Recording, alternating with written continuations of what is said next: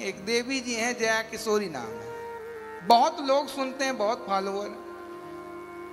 संत समाज ने भी इसलिए रोक नहीं किया कि महाराज स्त्री है, आगे आके अगर समाज को सुधार रही तो बढ़िया बात है, इसलिए हम लोगों ने सम्मान किया उनका। हम लोगों ने देखा महाराज धीरे धीरे बॉलीवुड इंडस्ट्री की तरफ इनका रुझान, तो भी हम लोगों ने सोचा कोई बात नहीं, हो सकता है इसका संगत पा करके बॉलीवुड वाले भी सुधर जाएं। तो महाराज हम लोग वहां तक भी चुप बैठे, कोई बात नहीं, जा करके अगर गलत अधर्मियों को भी धार्मिक शिक्षा दे तो अच्छी बात है। सठ सुधरई सत्संगत पाई, हो सकता है ये सठ जो दैत्य हैं ये सत्संग पा करके सुधर जाएंगे। लेकिन महाराज हुआ क्या, उल्टा हो गया। यानी सठ के संगत में आने के बाद इनकी बुद्धि फिर गई और शास्त्रों को भी इन्होंने झूठा कहने लग गई।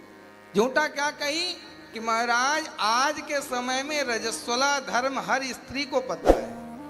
उस धर्म में आने के बाद महाराज उसे अलग अलग दृष्टि से, यहाँ तक कि उसे एक कमरे में रहने का विधान है। इसके पीछे लॉजिक बहुत है, ब्रह्म हत्या लगा इंद्र को, तब जाकर के ये दृष्टि बनाई गई। लेकिन महाराज उस शास्त्रों को, जिस शास्त्रों को पढ़ के अपना पेट पालन कर रही हो, उस शास्त्रों की बातों को भी मिथ्या करने लग गई। तो इससे हम लोगों को पता चल गया कि महाराज सठ की संगत पा करके ये सत्संगी भी बिगड़ गई। तो महाराज ऐसा कभी भी नहीं करना चाहिए, कभी भी अभिमान में आकर के शास्त्रों की अवहेलना नहीं करनी चाहिए। ये तो हर स्त्री को पता है किसे गुमराह कर रही है, किसे। आज स्वतंत्रता के नाम पे इतना ज्यादा अत्याचार, इतना ज्यादा समाज पे और शास्त्रों की ऐसी की तैसी लोग कर रहे हैं महाराज, जिसकी कोई सीमा ही नहीं बची। जिस धर्म के बारे में बता रही हो उस धर्म के बारे में आपसे ज्यादा उनकी माता जी को पता होगा, लेकिन महाराज माता की भी अनुमति नहीं लिया, जो मन आया धड़ल्ले से बोल दिया। अब धड़ल्ले से बोली तब संत समाज चुप नहीं बैठा, और आज जब उनकी चीचा लेदर होने लग गई तो अब रो रही हैं।